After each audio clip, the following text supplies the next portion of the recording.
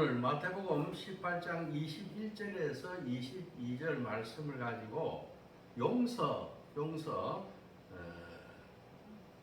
라는 제하에 설교 말씀 전하겠습니다. 제가 본문을 다시 한번 공동에 올리도록 하겠습니다. 그때 베드로가 나와 이르되 주여 형제가 내게 죄를 범하면 몇 번이나 용서하여 주리까? 7번까지 하오리까? 예수께서 이르시되 내게 이르노니 7번뿐 아니라 7번을 70번까지라도 할지니라. 아멘. 누가 나에게 죄를 지으면은 여러분들 어떻게 하시겠습니까? 우리는 누가 나한테 죄를 짓게 되면은 거기에 대해서 대응을 하죠. 여러 가지 방법이 있을 줄로 믿습니다. 그 중에서 보복을 하는 방법이 있어요.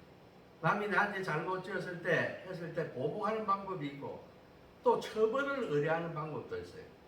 그리고 용서하는 방법, 이 방법도 있다. 그런데 여기서 보복이라 하는 것은 말이죠, 이에는 이, 눈에는 눈 해가지고 내한테 잘못한 만큼 내가 스스로 내 힘으로 보복을 하거나, 안 그러면 다른 사람의 힘을 빌려서 그 사람한테 그만큼 되돌려주는 것입니다. 그거보다 더 되돌려줄 수도 있습니다.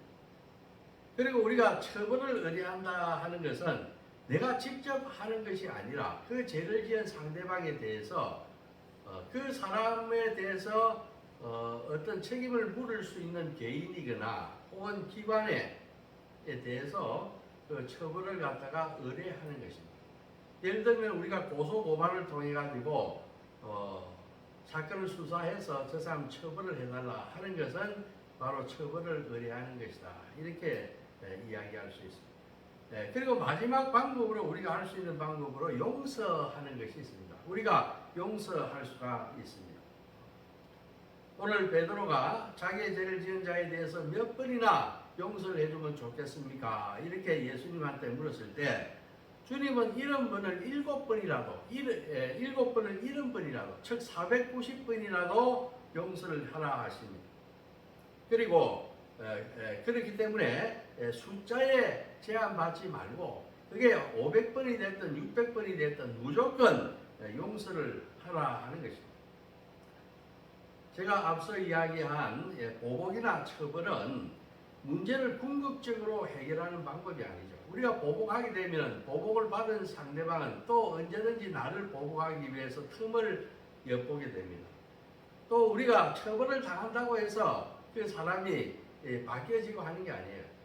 우리 보면은 어린애들, 자녀들 교육할 때 공부를 안 한다고, 엉뚱한 짓을 한다고 처벌을 하고 용돈을 안 주고, 또 그 애가 좋아하는 걸 사주지 않고 이런 식으로 우리가 처벌을 했을 때 그 아이는 자기 잘못을 뉘우치는 게 아니라 우리가 생각하지도 못한 엉뚱한 방향으로 빗나가 버리고 마는 것입니다. 우리가 그런 것을 경험하지 않습니다. 그렇게 보았을 때 이 문제의 근본적인 해결책이 아니다 하는 것을 알 수가 없습니다. 알 수가 있습니다. 그래서 보복이나 처벌 의뢰를 함으로써 상대방에게 어떠한 개선의 여지를 기대할 수 없을 때 우리는 용서를 함으로 해서 그 자신들에게 오히려 회개할 수 있는 기회도 주고 또 내 마음을 또 편안하게 용서함으로써 편안하게 가질 수도 있다는 것입니다. 그래서 성경은 예수님은 누가 혐의가 있고 죄가 짓고 내한테 잘못하고 하면 무조건 용서해 주라고 하는 것입니다. 우리 스데반이 보게 되면은 자기를 돌로 치는 자들을 향해서 놀라운 이야기를 합니다. 주여 저들에게 죄를 돌리지 말라고 하는 것입니다. 이거 용서하는 것이에요. 예수님 또한 어떻습니까? 예수님께서 자기에게 십자가로 못 박힌 자에 대해서 주여 죄를 저자들에게 돌리지 마옵소서. 저자가 내가 누구인지 내가 누구라고 하는 것을 알았더라면 저렇게 하지 않았을 텐데 내가 하나님 아닙니까? 하나님이라고 하는 것을 알지 못했기 때문에 그런 거예요. 그래서 우리가 사도행전인가 거기 보게 되면은 우리가 어찌 하오니까 우리가 어떻게 하면 좋겠습니까? 우리가 하나님을 저렇게 십자가에 달려 돌아가게 했으니까 어찌 할꼬 이렇게 하지 않습니까? 모르고 하는 것이기 때문에 용서에 달라고 성자인 예수 그리스도는 성부 하나님께 용서를 해달라고 의뢰를 하는 거죠. 그리스도인이 상대가 죄를 지었을 때 용서할 수 있는 그러한 여유를 가질 수 있는 사람들이 누구냐? 그게 그리스도인들이에요. 우리 신앙을 가진 사람들입니다. 우리 이 그리스도는, 그리스도의 그 복음은 이 세상을 갖다가 굉장히 부드럽게 하고 이 세상을 화기애애한 곳으로 만들 수 있는 에너지가 어디 있는가 하면 예수 그리스도에 대한 이 복음에 있습니다. 우리가 복음이 제대로 들어가게 되면 이 세상은 그야말로 하나님 나라 천국이 되는 것입니다. 용서는 매우 간대하고 또 품위가 있고 또 평화롭게 문제를 해결할 수 있는 고차원적인 해결 방법이 용서라는 것입니다. 그래서 우리는 그리스도인으로서 마땅히 해야 할 것은 무엇보다도 우리는 용서다 하는 것을 알아야 하는 것입니다. 그래서 이 용서가 이만큼 중요하기 때문에 오늘 우리는 이 용서를 가지고 몇 가지 은혜를 서로 나누고자 합니다. 첫째 뭐냐면 용서는 용서받을 수 있는 수단이다. 참 중요한 말이죠. 우리가 용서를 하게 되면 용서받을 수 있는 수단이고 조건이 되는 것이다. 이렇게 이야기할 수 있습니다. 먼저 용서를 하면은 그 용서를 통해서 우리는 하나님께 용서를 받을 수 있다 하는 것이에요. 우리 주기도문 보게 되면은 늘 마음에 걸리지 않죠. 우리 주기도문 맨날 하면서 마음에 걸리는 부분이 뭡니까? 오늘 우리에게 일용할 양식을 주시고 우리가 우리에게 잘못한 사람을 용서해 준 같이 우리 죄를 용서하여 주시옵소서 늘 기도하지 않습니까? 우리는 주기도문의 이 대목에서 가장 불편해 하곤 했습니다. 그렇습니다. 우리가 용서받고자 한다면 우리 타자를 그 사람이 심지어 원수라 할지라도 타자를 용서해야 우리가 구원을 받는다 하는 것을 알 수가 있어요. 또한 마태복음 6장에 보면은 분명히 우리가 알 수가 있습니다. 6장 15절, 16절에 보게 되면은 너희가 사람의 잘못을 용서하면 너희 하늘 아버지께서도 너희 잘못을 용서하려니와 너희가 사람의 잘못을 용서하지 아니하면 너희 아버지께서도 너희 잘못을 용서하지 아니하시리라. 너희가 다른 사람의 잘못을 용서하면 나도 너희를 용서하고 용서하지 않으면 내가 용서하지 않겠다고 분명히 이야기하고 있는 것입니다. 그래서 오늘 본문이 나오는 18장 끝에 가서도 같은 말씀을 하십니다. 오늘 18장에 보게 되면은 1만 달란트 빚진 종이 말이죠. 용서를 받습니다. 그런데 자기가 용서받고 나가면서 100달란트 빚진 자를 발견합니다. 그 자를 갖다가 1만 달란트를 용서받아 탕감받았음에도 불구하고 100달란트 빚진 자한테 빚을 갚으라고 해요. 그러니까 안 되니까 이 사람 옥에 쳐넣어버렸어요.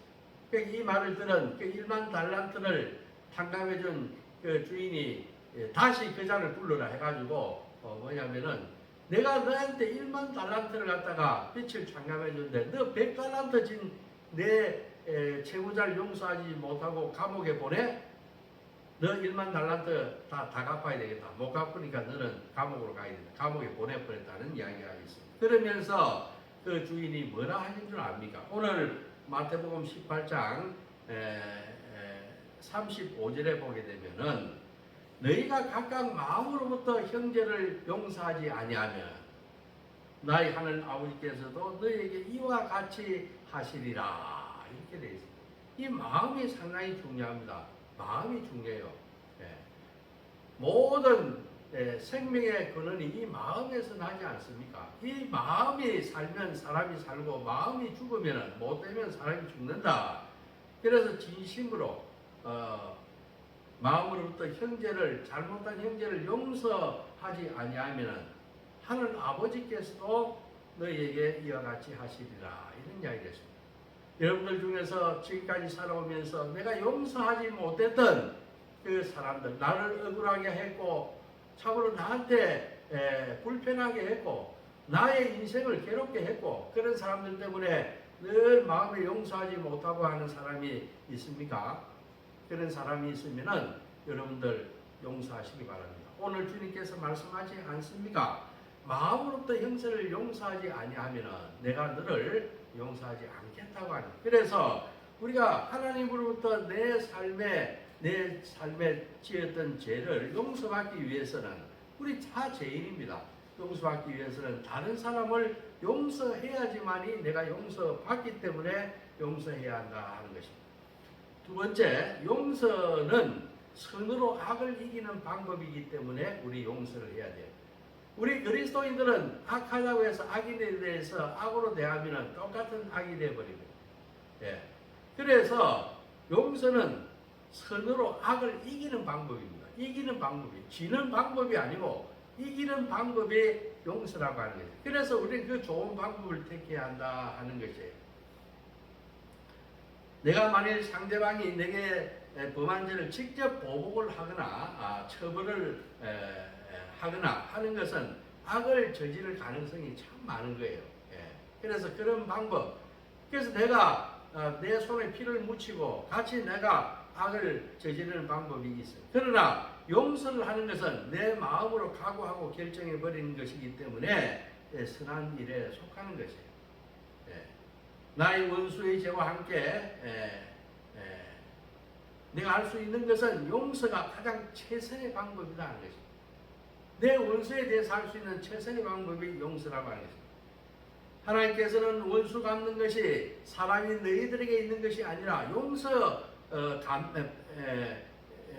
하나님께서는 원수 갚는 것은 사람인 내가 하는 것이 아니라 너희가 하는 것이 아니라 내한테 있다. 원수 갚는 것은 하나님의 내가 하는 것이다.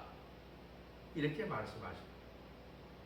그것은 그 사람을 지으신 하나님께서 하실 일이다. 이런 이야기입니다. 그래서 고린도전서에 보게 되면 아무리 억울한 일이 있다 할지라도 너희가 송사하지 마라. 다 내가 알아서 처리할 테니까 재판 걸고 이렇게 하지 마라. 특히 믿는 사람이 믿지 않는 자에 가서 재판을 받을 것이 아니라 차라리 억울한 일이 있으면 당해라. 내가 다 갚아줄 것이다. 이렇게 말씀하신 거예요. 그리고 나머지 심판은 하나님께서 직접 하시겠다고 하는 거예요. 우리는 믿고 이 말씀을 믿고 악에 대해서 악으로 대해서는 안 되고 오히려 악에 대해서 우리는 여유 있게 선을 행하고 나머지는 그 악에 대한 심판은 주님께서 하실 것으로 믿고 우리가 할 일은 오히려 반대로 뭐냐면 놀랍게 악에 대해서 선으로 대처할 수 있는 이런 여유를 가지는 것이 꼭 필요하다 하는 것입니다. 참으로 얼마나 감사한 일입니까? 내 손에 내가 피를 묻히지 않고서도 원수를 갚아주겠다고 하는데 너희는 악인에 대해서 선으로 행하는데 그 진짜 우리를 위해서 우리를 보호하기 위해서 그렇게 말씀하시는 거죠. 로마서 12장 19절에서 21절에서 분명히 말씀하고 있습니다. 내 사랑하는 자들아 너희가 친히 원수 갚지 말고 너희가 친히 스스로 내 손으로 원수를 갚지 말고 하나님의 진노하심에 맡기라. 하나님한테 맡기라 하는 것입니다. 로마 12장 19절에서 21절입니다.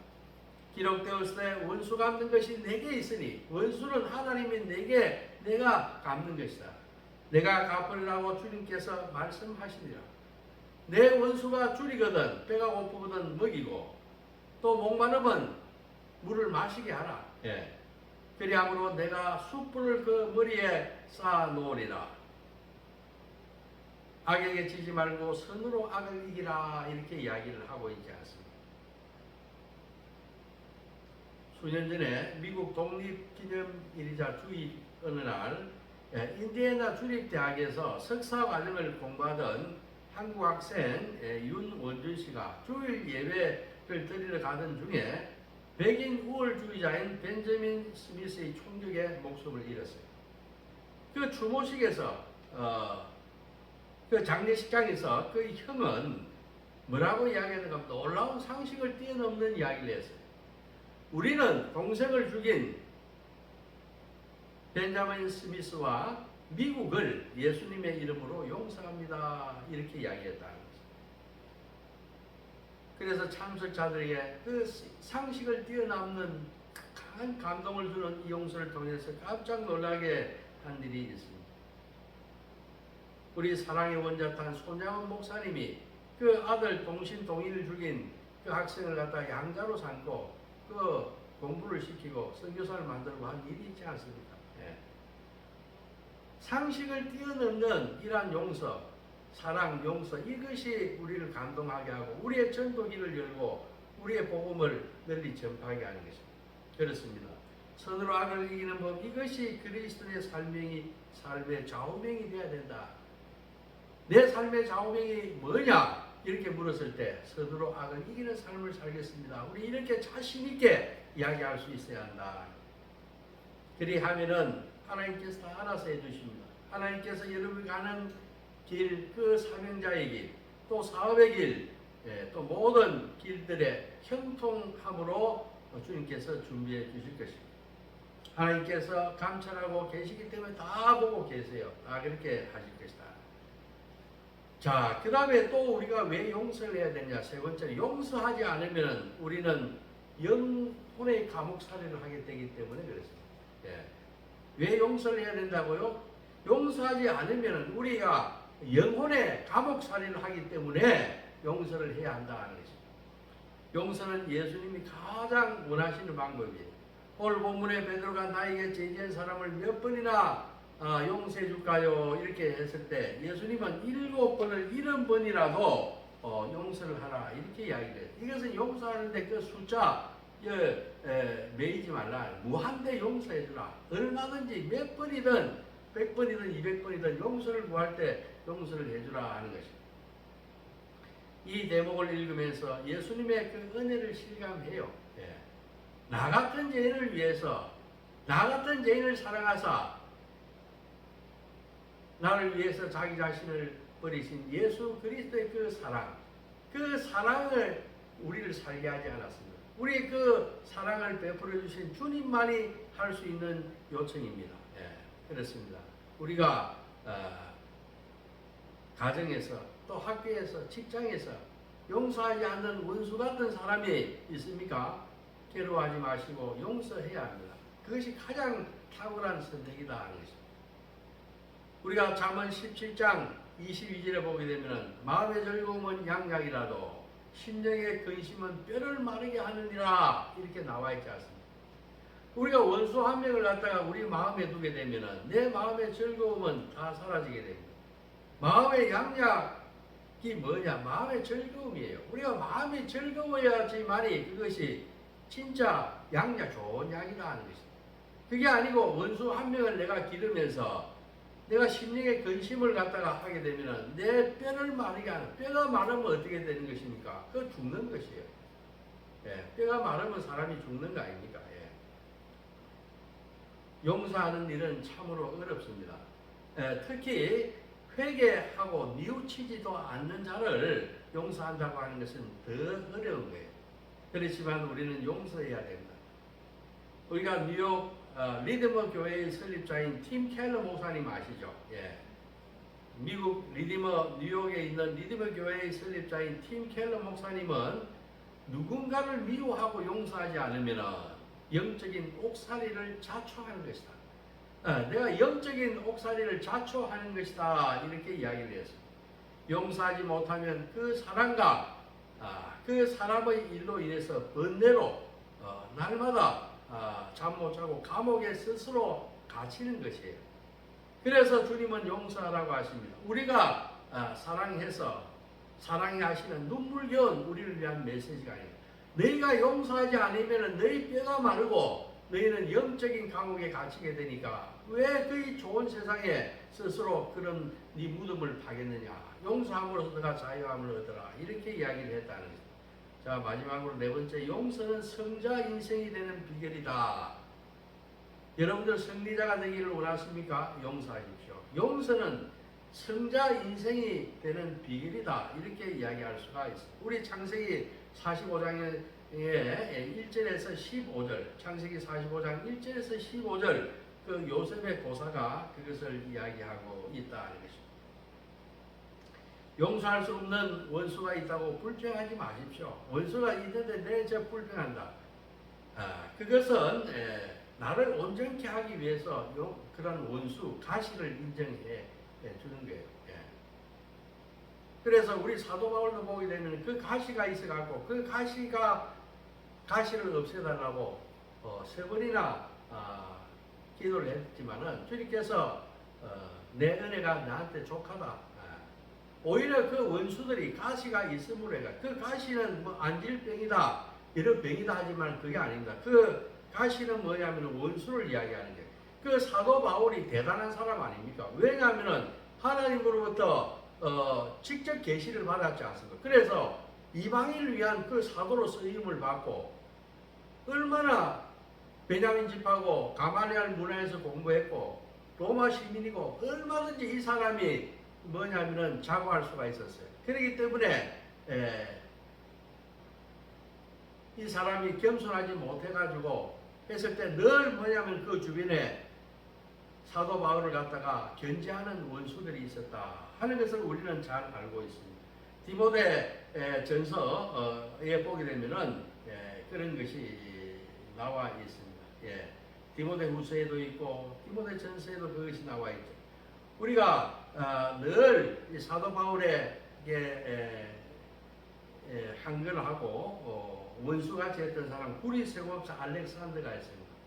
그래서 이 알렉산더는 나중에 뭐냐면 내가 사탄에게 넘겨놓으라 이렇게까지 이야기를 했어요. 그래서 후메네오와 알렉산더는 내가 사탄한테 뭐냐면 넘겨서 하나님 아버지께서 이 자들을 다 처벌하시기를 원했노라 이런 이야기를 디모데후서 1장 20절에서도 남기고 있습니다. 또 악성 종양과 같이 이 사람을 갖다가 악성 종양같이 망하게 하는 이런 말을 퍼뜨리는 그런 나쁜 말을 행사하는 그 원수들도 있네. 조심해라. 후메네오와 빌레도도 있느니라. 이렇게 이야기를 해요. 이 원수들로 인해서 오히려 뭐냐면은 더 온전해질 수 있었다 하는 것을 우리는 알 수가 있어요. 그래서 이 원수를 뭐냐면은 두는 것이 오히려 온전해지고 더 강해지고 더 크게 되고 할 수 있는 그러한 것이기 때문에 이걸 피하려고 하면 안 된다. 또 창세기 45장에 보게 되면은 애굽의 총리 대신 요셉이 그 형님들이 뭐냐면 쌀을 구하러 애굽으로 옵니다. 그때 자기가 다 누구라고 하는 것을 다 밝히게 됩니다. 그래서 형들은 벌벌 떨죠. 그러나 형들이 내한테 대해서 악을 갖다 행했지만 하나님께서 도리어 악을 선으로 바꾸어가지고 우리를 다 이렇게 살게 했다고 하지 않아요. 그래서 형제 베냐민과 그 형들을 안고 그렇게 울면서 용서한 일이 있지 않습니까? 우리가 이 요셉이가 총리 대신이 되어서 승리한 인생을 살한 것이 아니라 그 높은 자리에 있어가지고 그 형제를 갖다가 용서함으로써 뭐냐면은 승리자가 된 것이에요. 요셉이가 승리 인생이 될 수 있었던 것은 그 높은 자리 때문에 승리한 것이 아니라 그 높은 자리에 있었음에도 불구하고 견디하고 그 형제를 용서했기 때문에 우리는 지금 요셉을 이렇게 늘 요셉 같은 인생을 살라 하면서 요셉을 빗대면서 인생을 축복하는 이러한 삶을 산다 하는 것을 우리가 볼 수 있습니다. 우리가 얼마 전까지도 보게 되면은 대단히 이것은 적절한 예는 되지 않겠지만 대통령의 자리라고 하는 그 큰 자리에 있음으로 해서 또 상대적인 정치적인 그러한 그 파트너들을 갖다가 용서하지 못하고 그걸 갖다가 힘으로 권력으로 탱크로 이렇게 제어하려고 하는 그 함으로써 실패한 인생이 됐지 않습니까? 우리는 높은 자리에 있다고 해서 그게 성공된 게 아니라 높은 자리에 있는 사람 더 망하고 쓰러지기가 쉬운 것입니다. 높은 자리에 있는데도 우리가 상식을 뛰어넘고 그 높은 자리에서 할 수 있는 그런 행동을 하지 않고 상식적으로 그 정반대의 행위로 나섰을 때 이런 용서를 행했을 때 우리는 요셉을 승리한 인생이라고 이야기합니다. 여러분들 승리한 인생이 되기를 원합니까? 용서해야 됩니다. 용서함으로써 여러분들 승리한 인생이 되는 것입니다. 우리가 바닷가에 보게 되면 진주조개 있지 않습니까? 진주조개. 이 해운대 백사장 이런 데 가게 되면 조개 껍데기가 죽은 조개 껍데기가 한 부대가 나와요. 그 파도를 치게 되면 모래가 조개를 치게 되는데 그게 속에 들어가게 되면 그 모래가 조개를 죽게 만든다. 다 죽어가지고 버려져서 껍데기들이 파도에 밀려된 거예요. 이 모래는 파도에 의해서 치는 모래는 어떻게 보면 그 조개한테는 원수와 같은 것입니다. 그러나 어떤 조개들은 그 모래를 갖다가 품고 덮어주고 해가지고 이 뭐를 만드는가 하면은 진주를 만드는 거예요. 이렇게 원수들을 품고 용서하고 덮어주고 하게 되면은 승리 인생을 산다. 우리가 노아에 보면은 그 아들 함이 있지 않습니까? 그 아버지의 잘못을 덮어주지 아니하고 그걸 떠벌리고 다니고 용서하지 않고 그리 되면 그 함은 불행하게 되는, 그 자식까지 불행하게 되는 걸 겪지 않습니까? 우리가 중요한 것은 사랑이 중요하다. 우리가 율법의 완성은 사랑이다. 이렇게 이야기를 하지 않습니까? 그렇습니다. 우리가 사랑하게 되면 율법이 필요가 없어요. 그 율법은 사랑의 완성입니다. 그러면 사랑의 완성은 뭡니까? 사랑의 완성은 기필코 우리가 이야기할 수 있습니다. 사랑의 완성은 용서입니다. 우리가 입으로 누구를 사랑한다, 누구를 사랑한다 이야기하면서 그 사람을 용서하죠. 저 자식 저거 안 돼. 사랑한다 입으로 말하는 거 저놈은 안 돼. 용서하지 못하면 그거 사랑하지 못하는 것이에요. 그래서 사랑의 완성은 용서입니다. 우리가 용서했을 때 그 사랑도 빛이 나고 그 사랑이 참 사랑이 되고 하는 것입니다. 우리가 품고 용서하면은 진주가 되지만은 우리가 품지 못하고 원한을 품먹게 되면 그것이 암덩어리가 되는 거예요. 그렇기 때문에 우리는 사랑의 완성, 용서를 통해서 진정한 승리자가 되고 하나님 기뻐하는 우리 주님의 자녀가 되기를 그리스도 이름으로 축원합니다. 기도하겠습니다. 하나님 아버지 감사합니다. 오늘 마태복음 18장 21절에서 22절 말씀을 통해서 베드로가 주님께 몇 번이나 형제가 죄를 지었을 때, 나에게 죄를 지었을 때 몇 번이나 용서해야 할까요? 했을 때 7번 용서해야 할까요? 이렇게 물었을 때 주님께서는 7번에 70번이라도 용서해. 어떤 조건이나 단서 붙이지 말고 무조건 용서하라. 그것이 내가 그렇게 살았고 또 너희들에게 그렇게 해야지 사랑의 완성이 된다. 너희가 그 원수를 갖다가 품고 사랑하지 못하면은 그게 암덩어리 되지만은 그것을 품고 사랑해 주게 되면은 그것은 진주가 된다. 이렇게 말씀하셨습니다. 하나님 아버지, 우리가 참으로 사랑함으로써 진정한 승리자가 되고 주님의 마음을 시원하게 해드리는 주님의 참된 제자 일꾼들이 되게 도와주시옵소서. 감사하며 예수님의 이름으로 기도합니다. 아멘.